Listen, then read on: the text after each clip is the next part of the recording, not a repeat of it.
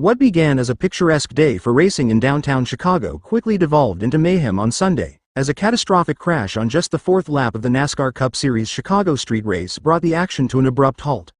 The wreck, triggered by a miscalculation from driver Carson Hocevar, led to a massive 8-car pileup in the most confined section of the circuit, forcing officials to throw the red flag and suspend the race for approximately 30 minutes. A promising start, a quick disaster in its third running, the Chicago street race had finally been gifted with cooperative weather after 2 years of rain-shortened events. The fans packed the streets, eager for a clean, competitive contest through the heart of the Windy City. But as the field approached turn 10, a notoriously narrow and blind section of the temporary road course, Hocevar lost control of his car, spinning out and unintentionally triggering a domino effect. The crash caused a traffic jam of wrecked machinery, collecting a total of 8 drivers who had nowhere to go in the bottlenecked part of the track.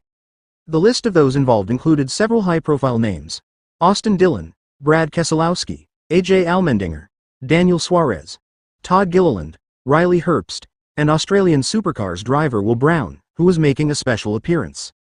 Communication woes and infrastructure criticism. While the wreck itself was a spectacle, it brought to light a deeper issue, one that had been discussed behind the scenes but suddenly found center stage: poor radio communication. Driver Ryan Ellis, who finished 25th in the Xfinity Series race held the day before on the same circuit, posted a warning on social media that now feels eerily prescient. "Radios were very spotty yesterday," Ellis wrote on X, formerly Twitter. "The ones I chatted with post-race had a ton of dead spots around the track, with turn 10 being one of them."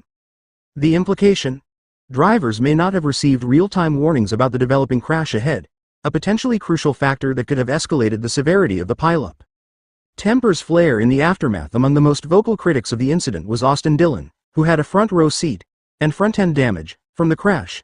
While still inside his disabled car waiting for assistance, Dillon made his feelings about Hocevar's actions clear over the team radio.